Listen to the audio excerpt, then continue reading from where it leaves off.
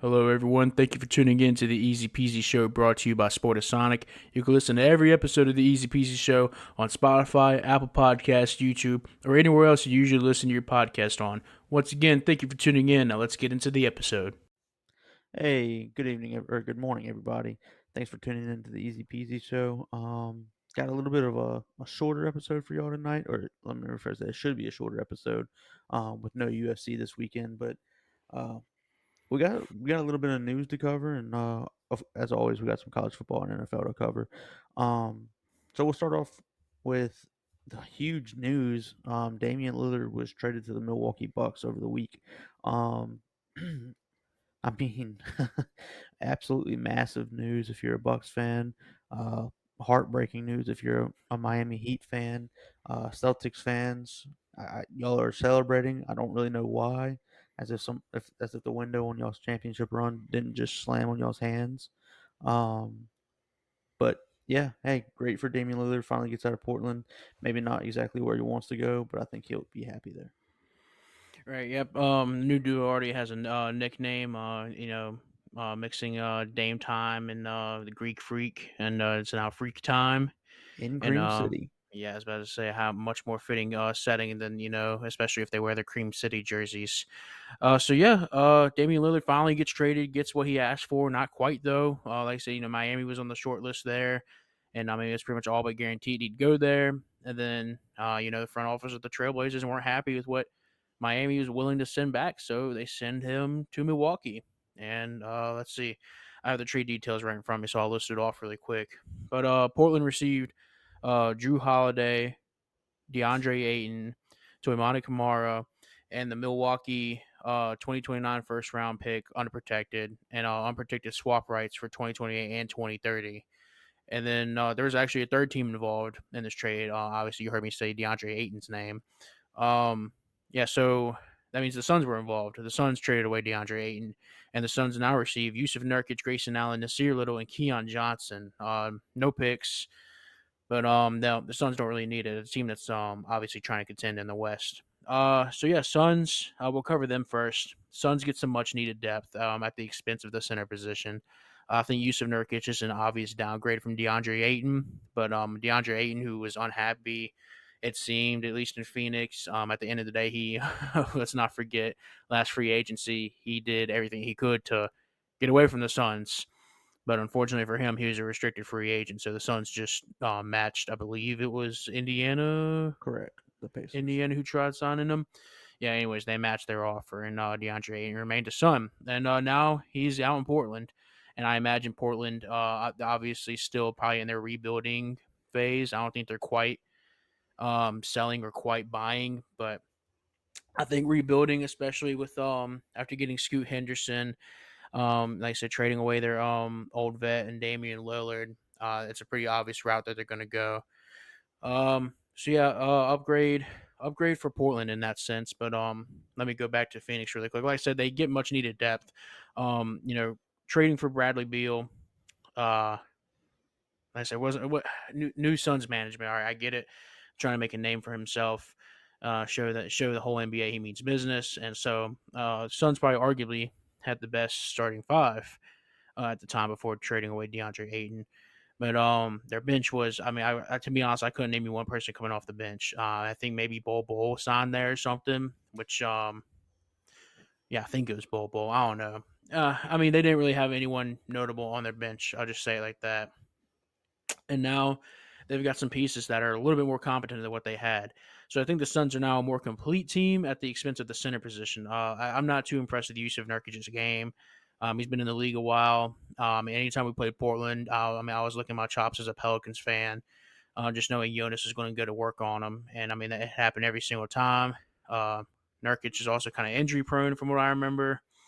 But yeah, like I said, Suns get depth at the expense of the center position, and I'm sure that's at the end of the day they're probably happy with that, or else they wouldn't have been part of this trade. Moving on to the Portland side of things, get some veterans, get some young guys, and obviously get the picks. Like I said, that's probably what they're most concerned about. Even though the year's out, they still obviously value picks being a rebuilding team. And Drew Holiday, DeAndre Ayton, Tamani Kamara. You have to imagine Kamara and Ayton stay on the team, and Drew Holiday, an aging vet. defensive minded guard. I imagine he probably gets shipped out. I don't really see where Drew Holiday fits in Portland Trailblazers vision. I mean, I'm no manager. I'm not any NBA insider, but I mean, I can tell you, I usually look at the makeup of the Portland team, and Drew Holiday sticks out like a sore thumb. So you have to imagine a lot of contending teams. Namely, I think for some reason Golden State was out there as a team, which that doesn't make much sense to me. That guard play on that team would be way too deep, which I guess isn't a bad thing, but you're gonna have a lot of unhappy people. And I think obviously the best fit, and I guess a little consolation prize possibly for the Heat, but Miami. I think he'd fit in well over there. I mean, that may be exactly what they need to be. Um, they already were contenders, kind of contenders in the West, and I mean that really kind of push them over the edge, and make them seem a little bit more competent on the defensive side, considering they have some idiots on that team, and so Drew Holiday, Grizzly vet, to work alongside Jimmy Butler would probably work out very well. Like I said, I don't really see why Portland keeps Drew Holiday. I doubt Drew Holiday wants to be in Portland. Matter of fact, Payne, I mean, I know you saw, Drew Holiday was saying how he'd be so happy to stay in Milwaukee, retire there, live out the rest of his life there, and very next day he gets traded to Portland. Unfortunate, but that's just the business side of things. Like I said, I mean, without Drew Holiday, which is looked like the most obvious thing from Milwaukee, as far as namesake. Without Drew Holiday, the trade's not getting done, and so, yeah, and I mean, obviously, Giannis. What's the team name? The Bucks. Yes, and I said that the Fighting Giannis's. The Bucks get Damian Lillard to help round out their starting five. Pretty big news for them, obviously. Damian Lillard, a top 10 talent in the NBA. Like I said, blockbuster trade for a reason. He gets to go work alongside Giannis now, which is, I said, at the end of the day, pretty crazy to think about. You can just imagine how pick and rolls are going to work with them. I mean, Giannis isn't going to stretch the floor exactly, but you'll need him to stretch the floor when you got Damian Lillard to do that. And like I said, I'd hate to see any center get lost in a pick and roll between them two because it's over for the other team. There's not much you can do because you can collapse the inside of the paint. That's fine and dandy. But guess who's waiting in the corners? Either Brook Lopez or Chris Middleton. So I mean, yeah, yep. The Bucks are pretty overpowered now. Suns get a little bit of bench relief, and Portland get some young guys, get some picks, and like I said, they're probably going to get a little bit extra from a trade away from Drew Holiday. So, like I said, I think all three teams probably benefited from this trade. Obviously, the Bucks benefited the most. Portland keeps the rebuilding alive, and the Suns get some much needed depth to be able to competently compete in the West. Yeah, I think the Bucks obviously get instantly better. Not saying Drew Holiday is a slouch by any means. I love Drew Holiday actually. Um, However, I mean he's really kind of disappeared in big games for the Bucks over the past two years, and I mean Damian Lillard is not going to do that. So they upgraded it on offense. Defensively, I think they're good enough everywhere else to make up for the loss of Drew Holiday. I mean, you got Giannis, Brook Lopez, Chris Middleton, all plus defenders. Um, yeah, I mean, this trade made absolutely all the sense in the world for the Bucks. Uh, Arguably the best starting five in the NBA now. Um, and they still have depth. It's not like they got rid of all their depth either. So, really, really good trade for the Bucks. The Suns, tough to lose DeAndre Ayton, being that center is such a premier position in the NBA nowadays. Um, but you got, like Zach mentioned, you got a lot of depth for it. So that's good for you. Um, and yeah, Portland, I just don't see Drew Holiday staying there. I mean, I think, like you mentioned, I think Miami is probably the most obvious destination for Drew Holiday. Yeah, like I mean, Drew Holiday's probably gonna be quiet about his list of destinations and where he wants to go. But like I said, I know Miami's probably pretty upset about not being able to land Damian Lillard. So like I said, I mean, greatest consolation prize they could get is Drew Holiday, which I think would probably make up for a lot. I don't know what Miami would have to trade to get Drew Holiday. I mean, obviously, definitely wouldn't be as much as That's what they would have had to trade for Lillard. But that's obviously Portland is willing to hog some picks right now. So I mean, I think if you're Miami and you truly think you're a contender right now, you do what you can to go get Drew Holiday. I mean, you trade a young bench piece. I don't have the roster in front of me. Maybe I could give a little bit more of a reasonable, like I give a name out there that makes a little bit of sense. But you trade a young bench piece and a lot of picks. You go get Drew Holiday. I think everyone's happy with that. Um, but yeah, like I said Drew Holiday probably goes back, like I say, back to the East with Miami. I don't see how Golden State's a reasonable fit for him. I don't think one Golden State makes that move, and two, if they do make that move, I mean, you have to think Golden State just did everything in their power to go get Chris Paul. So I mean, where's Chris Paul fit if Drew Holiday comes in, or where does Drew Holiday fit if Chris Paul is going to start above him? So in the it'd be nursing home. yeah, exactly. I mean, it'd be interesting to see where Drew Holiday goes. I think at the end of the day, Portland doesn't really care where Drew Holiday goes. Drew Holiday has done nothing for that organization. So, I mean, like I said, Drew Holiday, well respected guy in the league. Like she's probably going to give him a short list of where he wants to go. But and like I mean, let's be honest, Portland and Miami negotiations probably soured multiple times, and something tells me that relationship is not really a good one anymore. So yeah, sure, a Miami trade makes the most sense. It also probably be the most difficult to get done given the circumstances now.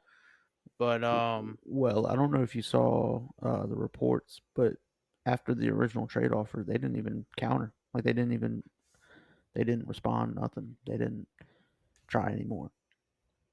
Miami no, never made another offer after the first one. interesting. Yeah, I didn't see that. I mean, I saw what they were willing to trade away, and it was definitely a lot more than what I thought. What I think the Bucks had to give away. But yeah, like I said, I mean, I really don't know what's going to happen with Drew Holiday. Like I said, Portland probably, if I'm going to be honest, probably doesn't care where he goes. I mean, I think they may do their best to make sure he doesn't stay in the same division. That may be the move. So, like, I mean, maybe he stays in the West. I would say, I think more realistically, he probably goes back to the East somewhere. But yeah, it should be interesting to see what the future has in store for Drew Holiday. But he's definitely, I can tell you now, him and his family definitely are not getting comfortable with Portland. And who knows what Portland has in mind. At the end of the day, they're taking the best offer that comes to them, and I don't blame them. They said, for a guy who's done literally nothing for your franchise, why do you care where you send him? Yep, So, I agree. And obviously, like you said, I mean, he's gonna have a short list of where he wants to go. He's a veteran. He's one ring. He's a I mean, he's a fantastic player. He deserves to be able to call his shot and where he wants to go. He's gonna want to play for a contender. Um, so I expect nothing less from him. Like he's gonna end up on a contending team. right, absolutely. Yeah, like I said, I mean, look for a team that has a bunch of young pieces and a bunch of draft picks in Hmm. their war chest, and he'd probably end up going there. I Any know team a except team. other than the Pelicans. I was Like I about to said, I say. mean, a lot of people think that the Pelicans would be a good opportunity for like a homecoming, but that just doesn't really make too much sense for either team. Um, Especially like I said, David Griffin's vision that definitely does not include Drew Holiday. I mean, maybe I could see the Pelicans going to get Buddy Hield, but even that seems like a stretch to me. And if Buddy Hield seems like a stretch, imagine how big of a stretch Drew Holiday is. And I honestly have to imagine, even though Drew, as much as Drew Holiday, he's just a nice guy, says he still likes New Orleans. I have to imagine if he had to make a list of the 29 other teams or 28 other teams, excluding the Bucks and excluding Portland, the Pelicans are probably 28th or 27th. And like I said, no disrespect to New Orleans, but he can probably, even though the Pelicans could be contenders, especially with Drew Holiday, it just um, doesn't make sense. David Griffin's not going to give up any of the young pieces. The picks for the New Orleans Pelicans have lost all their value. So I mean, like I said, we'll see where Drew Holiday goes. Have to imagine it's somewhere that probably benefits Portland more than it benefits Drew Holiday, wherever that may be. Yep. Um, but it is a little strange that Miami never offered anything else. So I guess we'll kind of keep an eye on that situation. Maybe it's because Dame was trying to strong arm his way to Miami, and they were hell bent on not sending him to Miami. I don't know, but um, that was a little bizarre. So, but Yeah. yeah. Moving on. You got anything you want to cover? Outside of that, Yes, news wise. Oh yeah, absolutely. There's like I said, a lot of news that have happened over these past couple of days, or at least since the last time we recorded. And actually, I mentioned this as part of my losers, um, for the Victory Monday slash Victory Tuesday, and it was Taylor Swift, and like literally everyone involved, including us and Travis Kelsey, and I think just the past couple of days, Can we not everyone's seen enough. Everyone has can we seen enough. can we not talk about it? Um, I mean, Unfortunately, no. It's just like Colorado. You can't avoid talking about it. Um, It's Everyone was tired of the inevitable after Colorado that. post, and now it's been traded with Taylor Swift post. I mean, it makes oh man, like I said, it's awful. Everyone saw, at least I saw this coming. I mean, I think even I wasn't aware of the extent how bad it'd be, and this is terrible. I'm happy, sure, the NFL is getting more fans, and all inclusive. Yippee, that's cool and all. But boy, I mean, you people will soon find out that Swifties are probably the most aggravating fan base out there, and why Probably, so many people. Yeah, yes, probably yes. I don't know. There's a couple. I mean, flat no, earthers probably top them if I'm going to be no, honest. no, Um, you would think no. uh, yes, I think flat earthers are worse than Swifties, if I'm going to be I'd honest. I'd rather flat earthers. Man, I'm sorry if they believe the Earth is flat. There's nothing you can do to save them. I'd rather a flat Earth LGBT um conspiracy theorist. That's literally a Taylor. I mean, yeah, I mean that's fair. That's literally a Taylor Swift fan. You probably just explained. At least one of them. At least Exactly. one of them. I don't know. Flat Earthers are pretty bad though. I'm not sure. I'm not sure if they beat. I mean, Taylor Swift fans are annoying, but I'd flat Earthers are like they're just. I don't know. I don't know how to explain them. It's like I'd rather I'm Deshaun just Watson give me a disgusted. massage than even entertain a Taylor Swift fan. I mean, that's fair. I mean, without Taylor Swift fans, me, a Kanye West fan, has nothing to make fun of in the world anymore. So I mean, I do love Swifties for that. I'm Mr. Oh Kanye. Yeah. Yeah. Besides that, like I said, unfortunately, we all saw it coming, and it's probably not going to stop anytime soon. I mean, I'm literally getting my tweet notifications set up from like Jordan Schultz. It's like breaking: Taylor Swift to attend the next Chiefs game. And it's like, okay, dude. Like, I mean, I get it. I get it. Yeah, I get it. Anyway, yeah, we can stop talking about it. Yeah, like Peyton said earlier, no UFC this weekend. Sad weekend, but that's okay. Like I said, we enjoyed like 17 weekends in a row of it, which is astronomical. And like I said, they're gearing up for some pretty stacked cards later in the year. So we'll definitely cover all those cards, all the pay per views, and we definitely won't leave any stone unturned there. I saw today bracketology. I know like college basketball isn't too big of your thing, but the term bracketology is now in the dictionary. I'm not sure what the definition of it is, but I guess college basketball has grown so big that now the term bracketology, which is often used during March Madness, for those who are unfamiliar, March Madness is the time of year in college basketball where 64 teams compete against each other to vie for a championship. And so yeah, now bracketology is in the dictionary, the Merriam-Webster, I believe, whatever the official dictionary is of the world, or at least of the U.S. So I was congrats to confused why college basketball. bracketology was in the shared notes. Yeah, bro, come on, keep up with the news. We are a sports podcast. I know, I know. Anyways, yes, bracketology making its way to the dictionary. Congratulations to college basketball, and congratulations to whoever came up with that word. I bet there's no one happier on this earth right now than the person who Oh, no coined that doubt. term. I mean, that's pretty freaking awesome to have your word as an official word. I mean, bracketology out of all the words. Anyway, I mean, it makes sense. I'm with it. And one last thing before, which would be a good segue into football. Starting tonight, the night we are recording, which is September 28th, Thursday night. From here on, 54 out of the next 55 days, at least one game of football is going to be played each of those days. Can't wait. Oh yeah, over the next 55 days, only one of those days will not have football. I believe And it's that's Tuesday. yeah. I mean, who knows? I don't care. I'm not going to talk about that day because there's no football on that day. So yeah, that's all the way to Thanksgiving. I'm pretty sure, or close to Thanksgiving. Not exactly. I'm not exactly sure, but I'm pretty sure. So yeah, an exciting 55-day stretch coming up here. And speaking of football, that would be a good segue into let's do college football first. Yeah. Cover a couple So of the games there. All right. yeah. So originally, I kind of thought it was going to be I don't want to say a bad weekend of college football, but just no, not a lot of hype around Hater college football this week. mentality. Yeah, exactly. But I mean, they really do have some good games. I will say the games that aren't good games are kind of eh. But What? You're um, not excited for Utah State at UConn?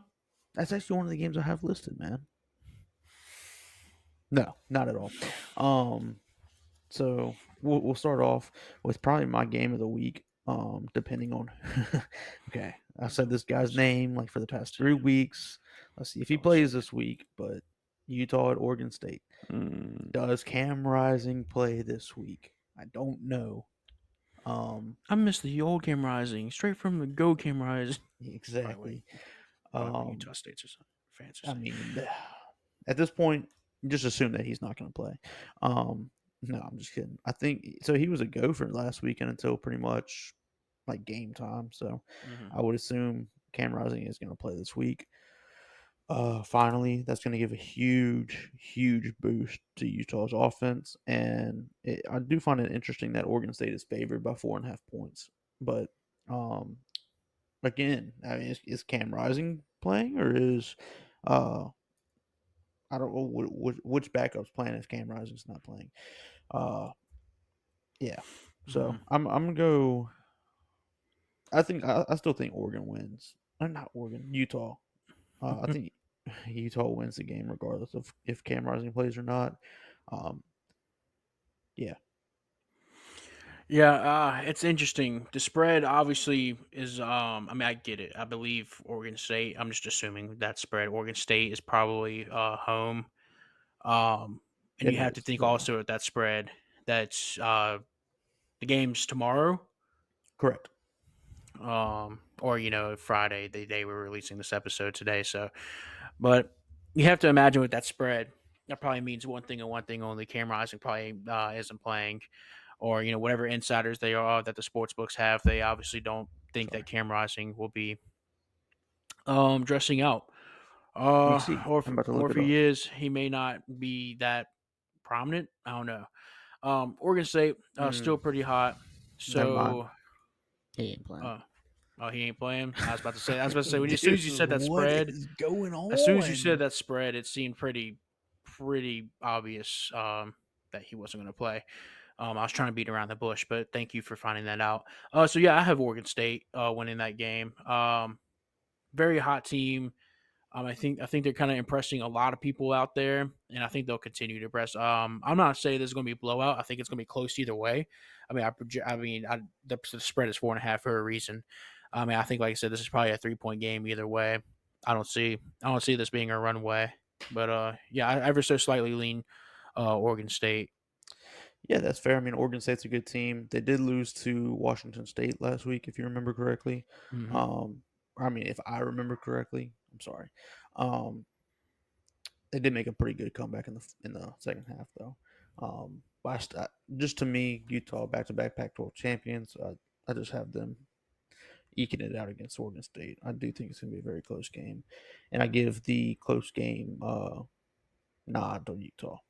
But I can Boring definitely see it pick. going. Yeah, I can definitely see it going both Yeah, ways. that's a pedestrian pick. Whatever. Pedestrian pig. I'm picking the underdog. So anyway, move You're on to picking my a higher next ranked game. team, a team that's undefeated.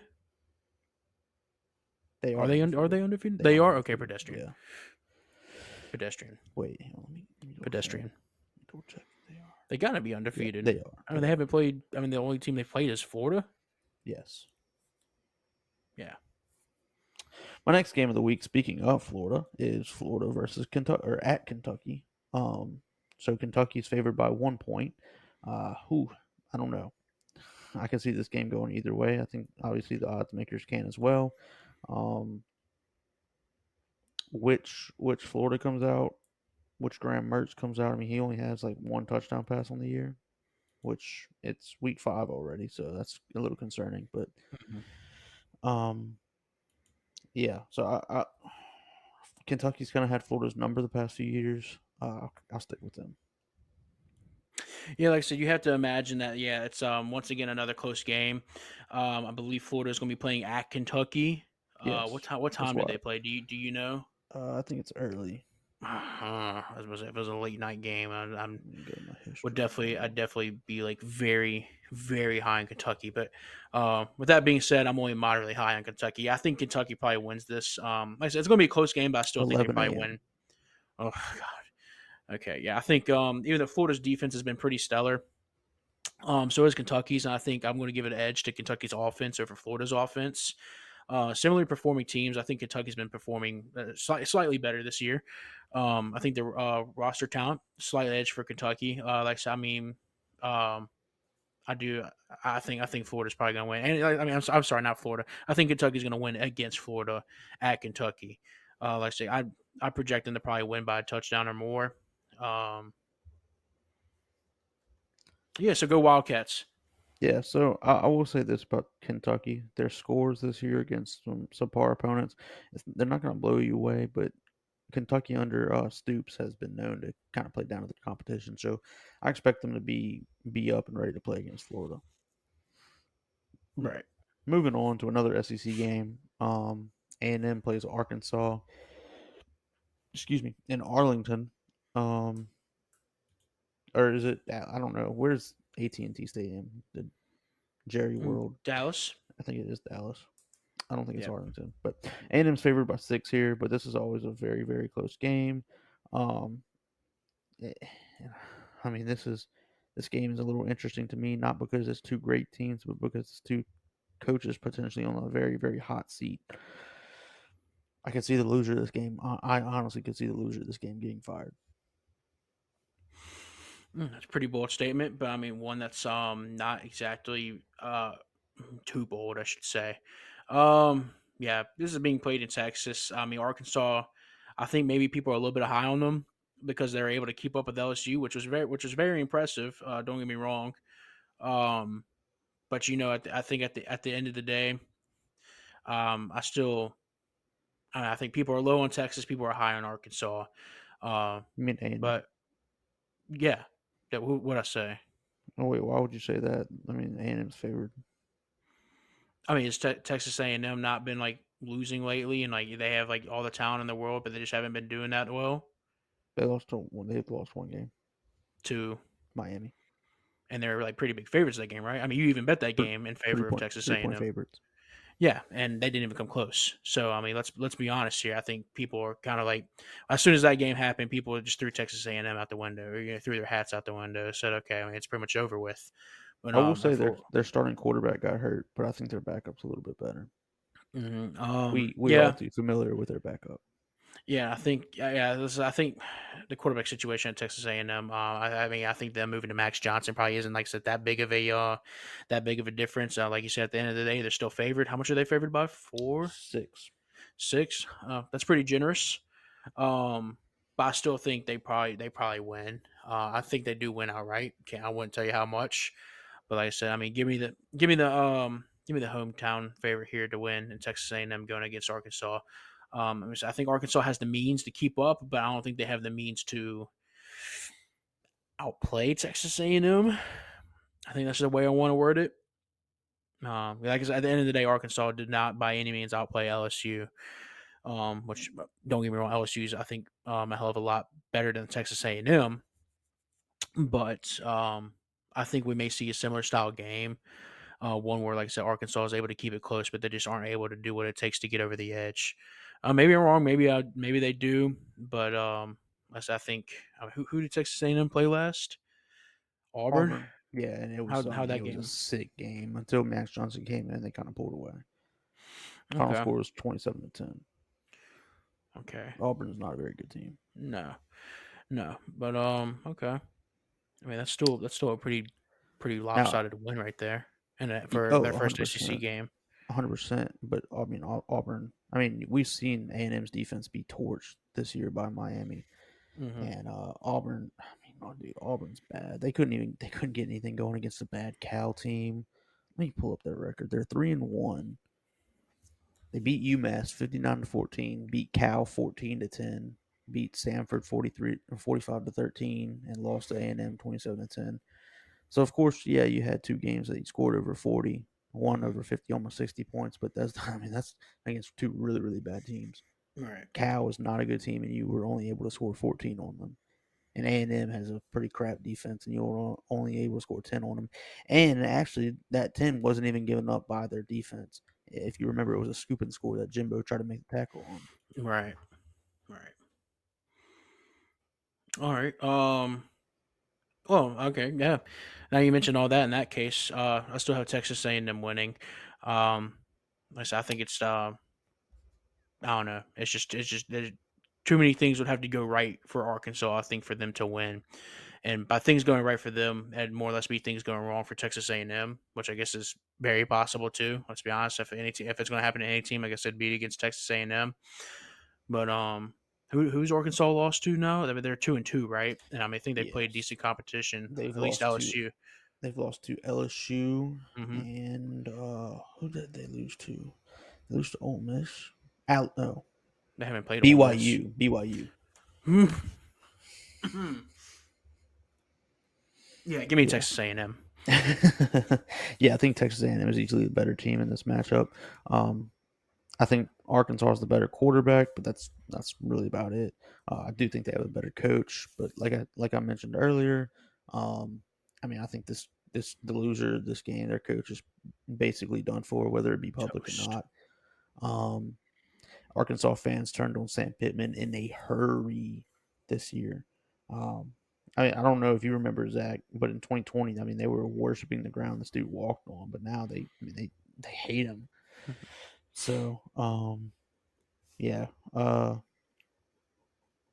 I also don't like Jimbo Fisher. Jimbo Fisher has done less with more than anybody else in Hmm. the country. Um, but I don't know. We'll see. I do think A&M gets it done. I think they're just way too. They have way too much more talent. Way Yeah, more talent to not get to it not done. beat Arkansas. Yes. Right. Yep. I completely agree with that. Yep. And then going from one team in Texas to the other, another intriguing game. I don't know that it'll be close, but I think it's going to be intriguing. Is Kansas at Texas? Obviously, you got one of the most electrifying players in college football, and Jalen Daniels at Kansas. You got Texas, who's I mean they've played well all year. Um, yeah, I think Texas is favored by like 16 and a half or something, which is I mean it's pretty big line for a Hmm. high powered offense like Kansas. Um, I expect Kansas to cover that, but I don't think they win outright. Yeah, I completely agree with you. I think Kansas is starting to, I guess, turn. I mean, you kind of saw it last year, and maybe even a little bit of the year before. I don't know. I really didn't keep up with that year too much, but obviously the returning production for Kansas has yielded pretty big dividends for them, right? They're looking like a really solid team. I mean, it looks like they haven't missed a step. I guess is the good way. It's a good way to put it. But yeah, I think Texas is going to be too much for them. Yes, I do think that well, how would you say it was 16.5 point spread? Correct. So I mean, that's more than two scores right there. Yeah, I think that's a little bit too much to be doubting Kansas by. Um, I mean, I get it. I guess you are playing at Texas, right? And like I said, you're playing well at Texas. You're playing against Texas at Texas.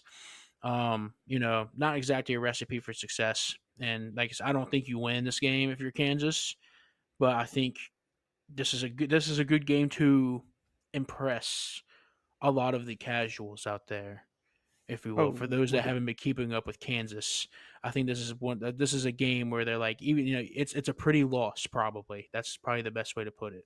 Yeah, and I mean, leave no doubt. I mean, they definitely have it in the tank to upset Kansas. I mean, Texas. I'm sorry. Texas, very Yes, good. they've done it before. Actually, Hmm. they went almost 2 years without winning a Big 12 game, and their win was against Texas.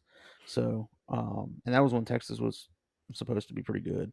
Hmm. So, I think it's always kind of a weird game. Kansas always gives Texas fits for whatever reason. It's kind of like Arkansas and LSU. Even when Arkansas is Hmm. down, they give LSU fits for no reason at all. So, yeah, give me Texas, of course, but I think this game will be interesting. Yeah, absolutely. I don't know one way or the other if it's going to be a barn burner or if it's going to be a defensive battle. I mean, Over if under I had to, 61, so I think it'll yeah, I be was about to say if I had to relatively take a high guess, it's scoring. probably going. to Yeah, if I had to take a guess, I'd say it'd be a barn burner. But like I said, I mean, I think Kansas has a high-powered offense, but Texas also has a really good defense. Texas's offense is obviously no joke to mess with. Do I think they're best in the country? No, not even close. I'd argue they're. I mean, they're probably barely a top 25 offense in the country, but at least overall passing, I understand they got it good, but I mean rushing a little bit left to be desired. Obviously missing a certain someone, um, which is understandable. Bijan. Mustard, yep. Um, but yeah, like you said, give me Texas straight up here. I'd take Kansas by the spread. I wouldn't hesitate. And I may put money on it after we're done recording. I just have to take a second look and see. But yeah, I'm still decently on this Kansas hype train. Even though I think they lose, I think the hype train just keeps on rolling, even with this loss. I Yep. think they look good. Yep. And then going to another team I just alluded to. My next game that I have circled is LSU at Ole Miss. LSU is a 2.5 point favorite. Over under in that game 67. Um, I mean, it's going to be a high scoring game. I'm not sold on Ole Miss's defense. I'm not sold on LSU's defense, obviously.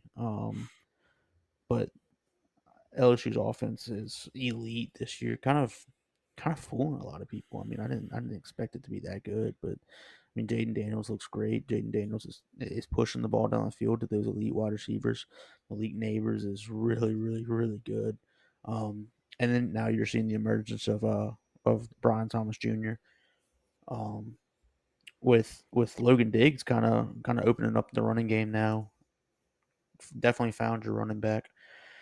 Um, Yeah, I think LSU's offense is just going to continue to get better and better. Their defense has to make some adjustments. They have to get better. I think there's some younger guys that are starting to get a little bit more snaps. Um, there are a lot of blown coverages against Arkansas. I it's, I kind of expect that to be fixed in a way. Like I expect there to be some kind of adjustment there. Maybe it's due to the lack of. I say that, but the secondary is not young players. Man, I don't know.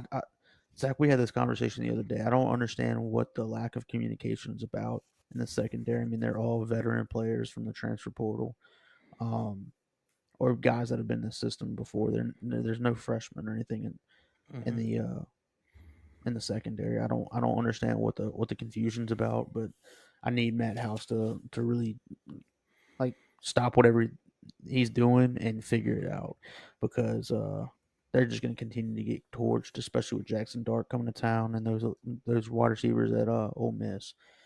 The one thing I can say about Ole Miss on the flip side is Quinshon Judkins has had a really really slow start to the year, um, and I like our front seven against the run.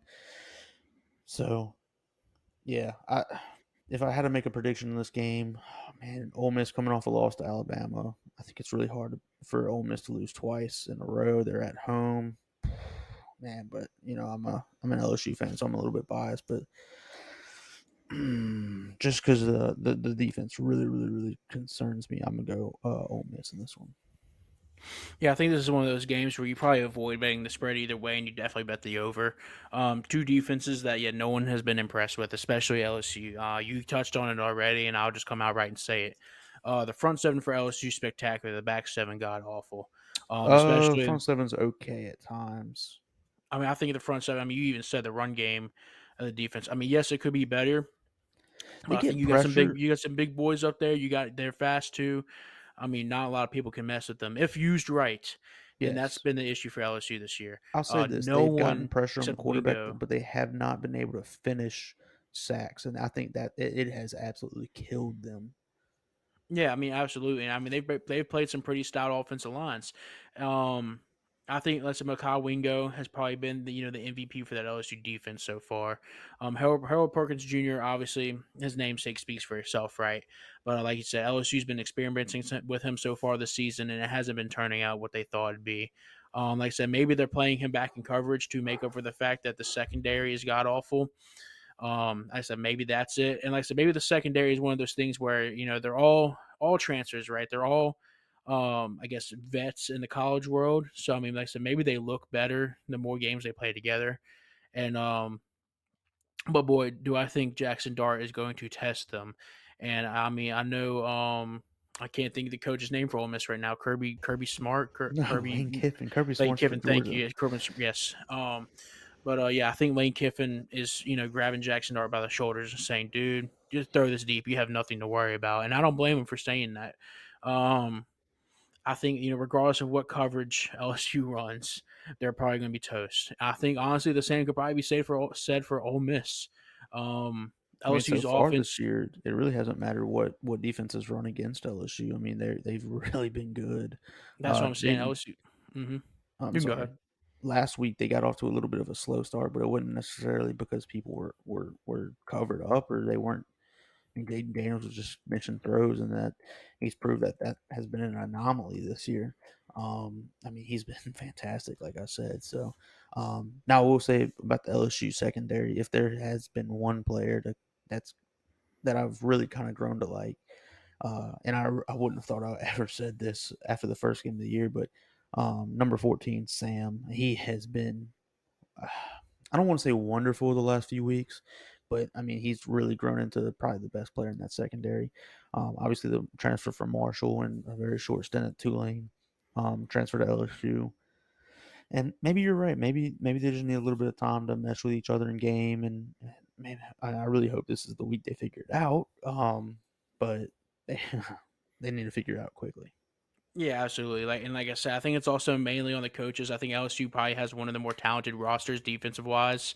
I mean, I say that the second, like I said, the secondary may be the most awful in the SEC. In the SEC, they're probably not that. They're not that bad, but boy, they sure are pushing their rank here.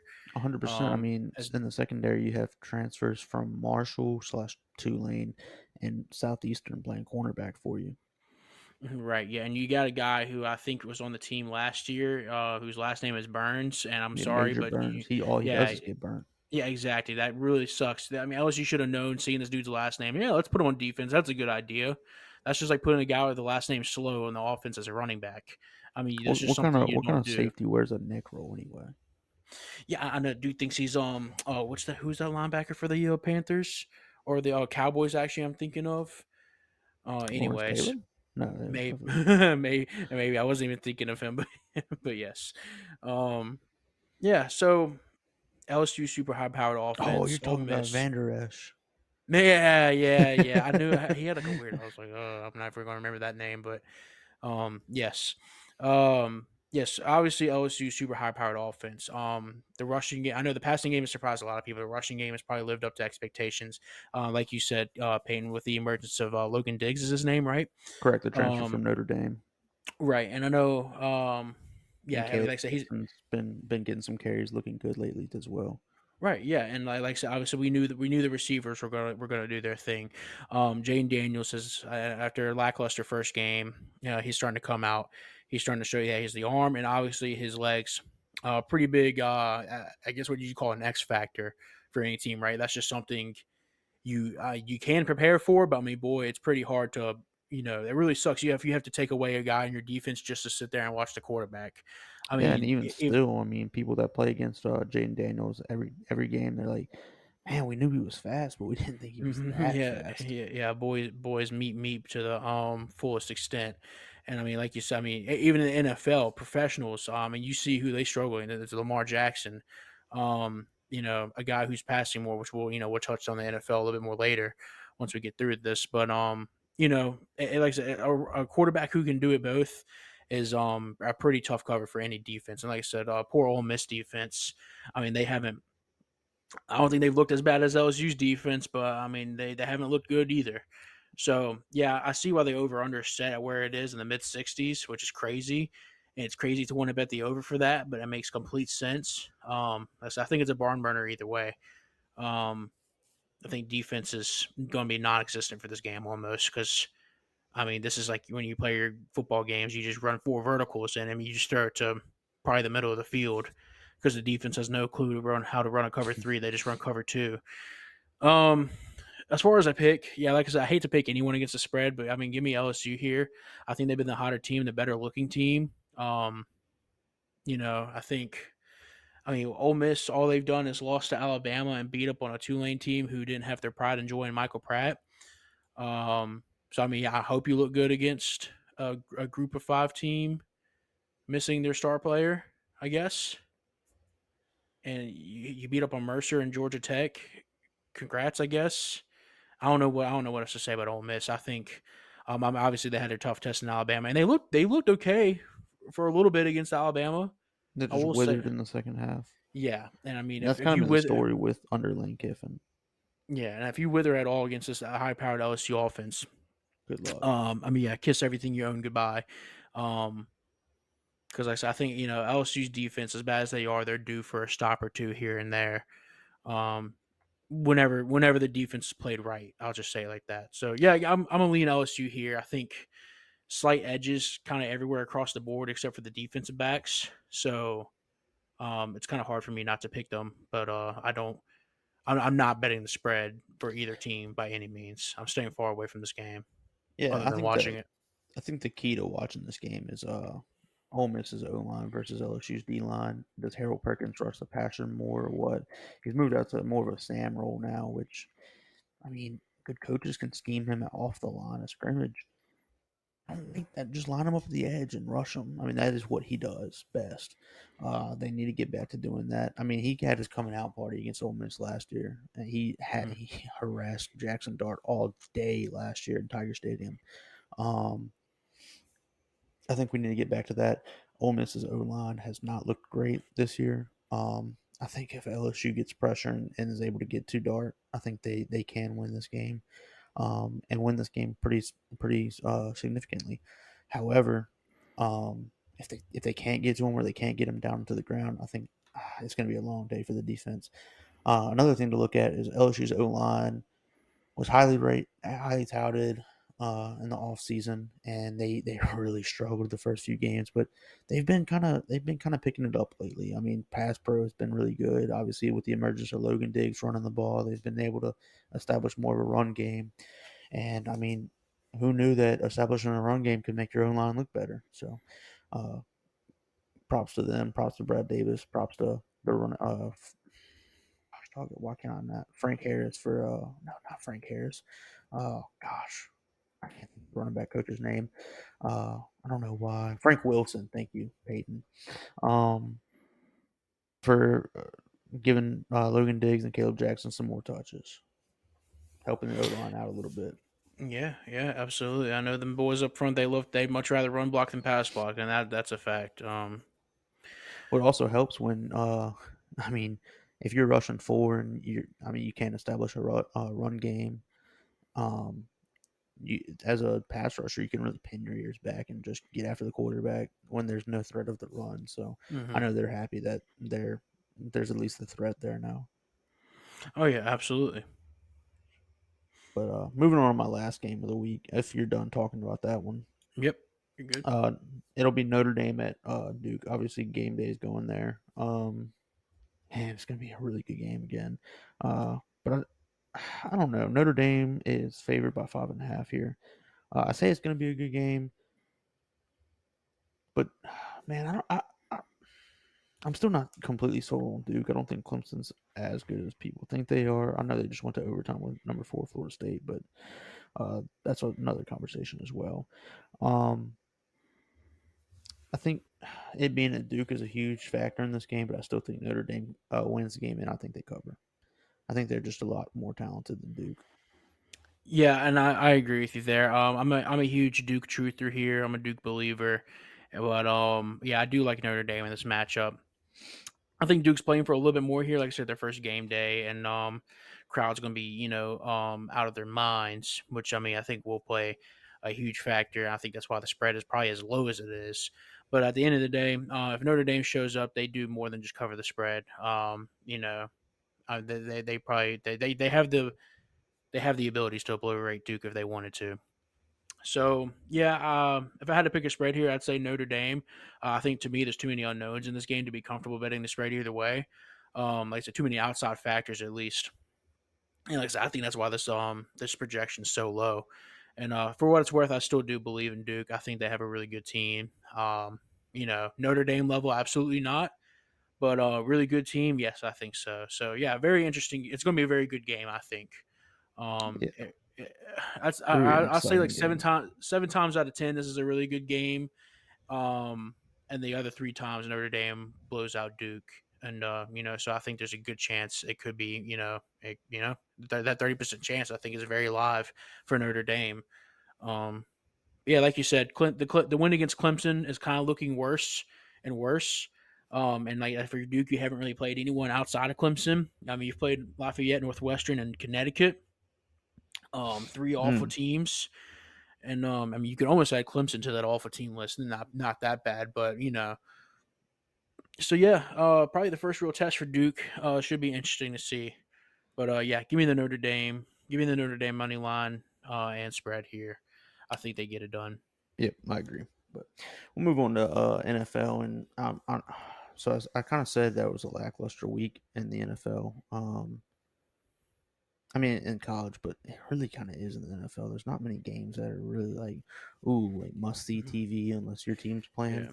Yeah, yeah, yeah. I mean, Um, I think for what it's worth, I can start. I can start us off if you don't mind. Some of the games I think I kind of find interesting.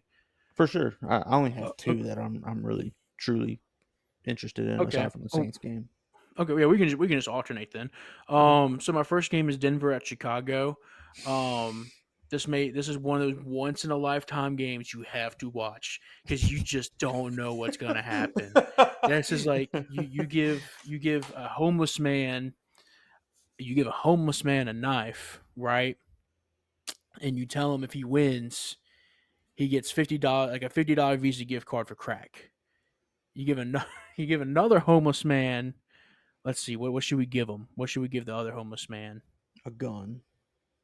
Okay, you give No, I'm him just you kidding. get You got to give him a chance. Give him a mm, box cutter. okay, yeah, let's give him a box cutter, a little bit shorter range than a knife.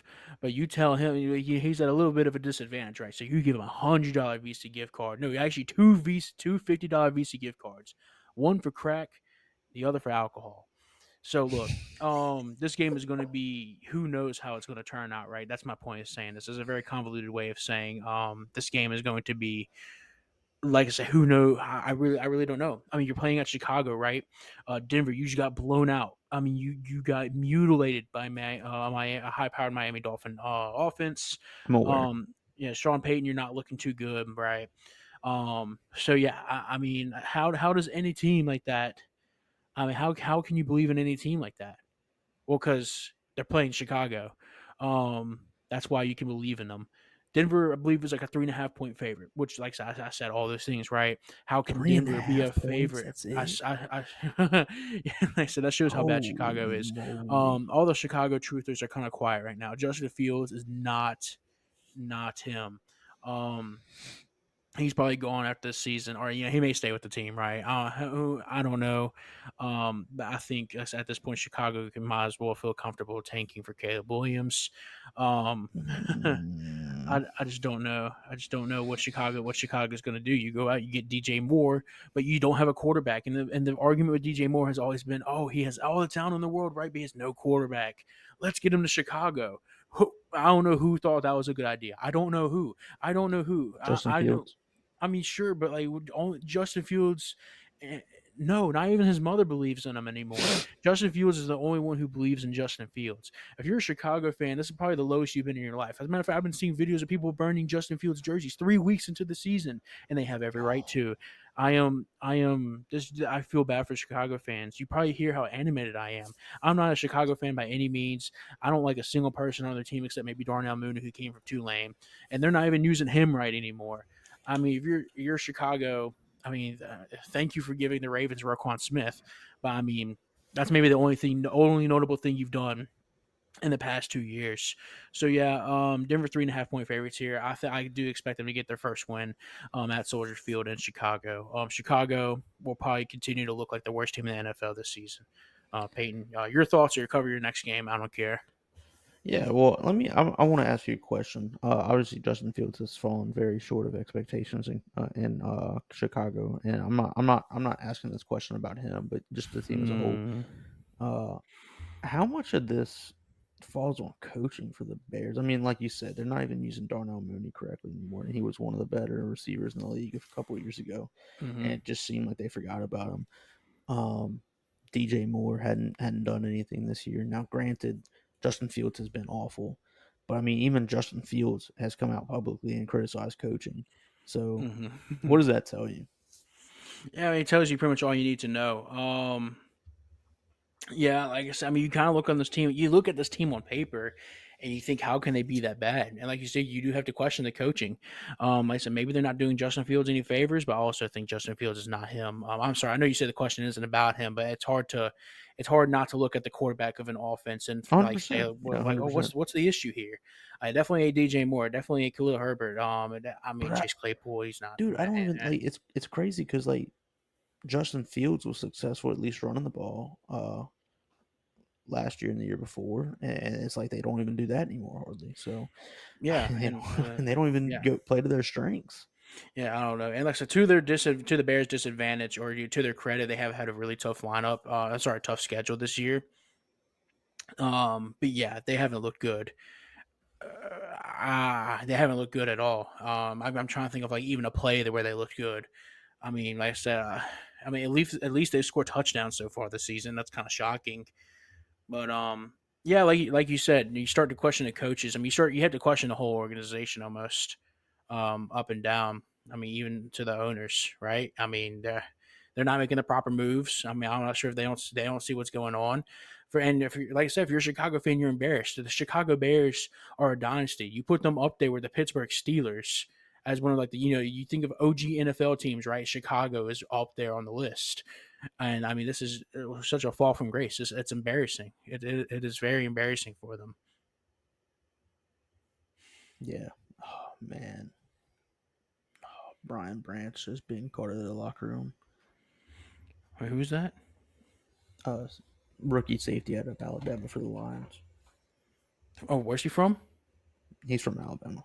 Yeah, give it up. Give it up. Let's go. Let's go. The downfall of who is he? Brian Branch. Brian Branch, everywhere. The downfall of Brian Branch. It is upon us. No, Lions. yeah. Lions Look, dynasty is over. don't get me started. I mean, like, don't get me wrong. Justin Fields has been horrible this Hold year. up. Let me get it started. Beat me with the rub. And I'm absolutely not saying Justin Fields is a good quarterback, What are but you trying to say then? he has But no oh no! I'm no. sorry. Let you finish. He has the tools to be a serviceable quarterback in the NFL. I mean, the arm strength is Serviceable. there, the Oh running no. ability is there. No, not But I serviceable. don't know. They just No, don't. no, They don't no. cater I to his wouldn't even trust strengths. Justin Fields volunteering for the Special Olympics, Peyton. I don't believe in this guy at all. That's Take it to the fair. bank. That's fair. Justin Fields, go on after this season, or at least not People part of also the say that Chicago about offense. Nathan Peterman, but he's the goat. Fair enough. Touche. Touche. But I'll let you cover whatever games you had highlighted. I really just wanted to cover that one.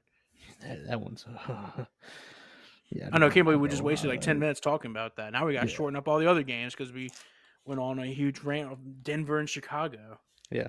So my first game is Miami at Buffalo. Oh Nice. my god. Oh man, this is another must see game, but for an entirely different reason. Um, Buffalo, who's won the AFC East the past few years, I mean, they looked dominant last week. Not to be outdone by the Dolphins last week. hmm Yeah. Yeah, it's gonna be a very good game, like you're saying. I mean, the Dolphins are on pace to have a historic season offensive wise. Um, I mean, I really don't know what their rankings are, but boy, they gotta be like tied for first in everything offensive wise, at least passing. And I know the run game, like I said, they absolutely ran it up with video game like numbers against the Broncos last week, which is what you do in that situation. Have they played an elite defense yet? Though I guess is the question for the Dolphins. I mean, you look at the schedule, right? Chargers, Patriots, Broncos. You could argue the Patriots, and I mean, even in that game, they're able to put up 24, which I guess is average, for any offense. So yeah, like I said, I think Miami's offense is definitely it. Um, Now, like I said, I mean, they haven't, like I said, I don't know, they haven't been tested with a real defense. I think the Buffalo Bills have a really good defense, at least top five in the league.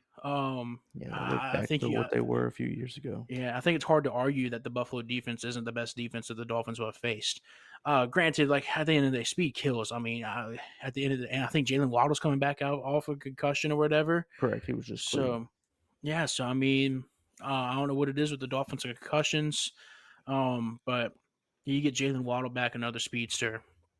Um, but yeah, like I said, I don't know. Maybe personally, I think I lean Bills here, right? Bills at home. I think it's going to be a good game. The over under set at 53.5, which is decently high for an NFL game. Um, but I think I don't know. I don't know. I think I'll put it like this. I think I trust the Bills offense against the Miami defense a little more than I trust the Miami offense against the Bills defense. This is the game for them to prove me wrong, though. You know, Yeah, I had the Dolphins, missing the playoffs, and I mean they're looking good so far to start the season. Um, I guess against teams that haven't looked good to start the season, but it is you play who's in front of you, right? So I'm not going to fault Miami for that. But yes, it's going to be a good game. Should be a good game for both teams. yeah. And in terms of law of averages, I'm going to agree with you. I do have Buffalo winning just because of the law of averages. I mean, you scored 70 points last game. If you're Miami, you're due for a kind of a clunker. So yeah, give me Buffalo. I think they're favored by 2.5. By the way. Right, yeah. Like I said, I think they do cover that spread. I mean, I could see this game going out to a game-winning field goal kind of thing. Yeah, Um, then, like you said, I do think maybe Miami's offense kind of hits a like not a stalemate, like a stone wall, I guess, a little bit compared to the Broncos, who were Swiss cheese. Um, but yeah, no, regardless, it's going to be a very good game, very entertaining for sure. That's definitely one to watch. yep. And then my second game that's intriguing to me is Baltimore at Cleveland. Cleveland favored by 3 in that one. But man, I really like the Ravens this year, but the Cleveland defense is fantastic. So Deshaun Watson is horrible, by the way. I mean, he threw the ball. Don't touch I'm me down sure there. I'm sure our viewers have seen this, but he threw the ball backwards. Like, oh On God, I purpose to couldn't me. like Zach over here texted me. He said, "Oh my God, dude, did you just see that?" And I'm like, "See what?" I was actually driving at the time, so I was not watching anything. And he said, "Did you just see the Deshaun Watson play?" He said, "It's one of the most insane things I've ever seen in my life." So I promptly pulled over into a gas station because I had to see this, and pulled it up on my phone, and I genuinely just I couldn't believe it. I thought that was a high school player out there. I thought that was Takacha fan account. I mean, I was just in awe of what I saw. Yeah, it was very impressive by Deshaun Watson to somehow manage to do that, and even more impressive, I think the Browns recovered that too. I think they So ended up yeah, scoring good. that drive too. Yeah, so good. Yeah, good job with the Browns offense. Like you said, yeah, it's the Browns defense, man. Whoo, nothing to play with. Yeah, Ravens coming off of a pretty bad loss to the Colts. Browns looking pretty good. Um, you know, 2-1, playing a decently tough schedule. Um, yeah, like I said, this is also a division rival type of game. It's being played at Cleveland, which is what I think gives them the edge, and also the fact that the injury list for the Ravens, even though it has been shortened, like I said, I'm a Ravens fan, so I keep up with this kind of stuff, right? It's not on my Even though Christmas list. yeah, yes, even though the freaking Elder Scroll of a list has been shortened, it's still a pretty bad list as far as the list of injuries go, right? And like I said, I think this Ravens offense is still trying to figure things out, and I think they're kind of developing what they want to do, right? But they haven't quite gotten there yet, and it's going to be tough to be doing that against the Browns defense. Um, if let's at the end of the day, if the Ravens roll out their practice squad O line again against Miles Garrett, Lamar might as well just take the shotgun snap and just lay down. I mean, there's no point. Um, there's no point. I mean, Lamar can try and run for as much as he can, but I mean, I think us obviously being a Ravens fan, I'll always watch these games. Miles Garrett always seems to be able to track down Lamar or trap him. So yeah, this is gonna be a tough game for the Ravens. You know, I can't pick against my own team, so I gotta pick the Ravens. To at least cover the spread. I'm not saying they win, but I think for what it's worth, they look good. I think the Browns, you're talking about the like average, just law of averages, right? For the Dolphins offense, I'm going to say the same thing for the Browns defense. I think if any offense is going to give them struggles, and I know I was kind of dogging on the Ravens offense here a second ago, but just bear with me, hear me out. I think like I said, this defense is still probably going to they're due for a little bit of a struggle bus of a game. And like I said, Lamar's starting to kind of open it up a little bit more. The emergence of Zay Flowers, who is, let's be honest, has looked really good so far this season. Probably the best looking rookie wide receiver out of the whole bunch so far. Um, has he been given the best situation out of all of them? Yes, absolutely. So I think that does have a pretty big, you know, um, a lot of the reason to do with it, right? Um, but yeah, I think the Ravens are going to be able to get it done. It's going to be a close game either way. Um, this may be a battle of the kickers kind of game, and so yeah, give me Justin Tucker, give me the Ravens. I think they eke this out. Yep, I tend to agree with that. I'm a big law of average type of person, so I'm gonna go with the Ravens too. I mean, dual threat quarterbacks are always difficult to defend. So, Hmm. but Yeah, absolutely. And like you said, it's a good thing you mentioned this as a game to watch. I think it definitely is. And like I said, a week, probably going to be a slow NFL week. I think this is one of the ones to watch. yeah. But those are my two games that I'm really interested in. I don't know if you had any others that really caught your eye or No, not, but no, I not as much as those. yeah, like you said, I mean, it's just kind of a slow week in the NFL. I mean, the Right. other games, I mean, don't get me wrong, it's still the NFL. They're going to be close games, but uh, for the most part, I don't know. It's just kind of like some like big underdogs versus huge favorites. Yeah, absolutely. It's a very chalky kind of weekend for the NFL.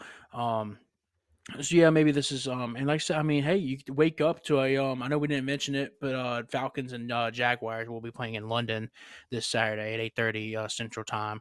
So yeah, you get to wake up to some NFL football. So yeah, enjoy your Sunday. Don't go out of your way to watch most of these games. Um, but yeah, like I said, I mean, just do you, just do you. Yep. But I think that's all I got for the show. Yeah, that's all I have as well. So we can wrap it up. As always, thank you to all of our listeners who listen. We greatly appreciate you, and we will be back next week. Yep. We'll Thank y'all for recap a listening. we'll recap a busy weekend of sports. Not as busy with that UFC, but hey, I know me and Payne are kind of enjoying the break from the UFC. As much as we'll miss it, we won't miss having to spend hours of our time covering it. But yeah, thanks again for listening. Peace out, guys.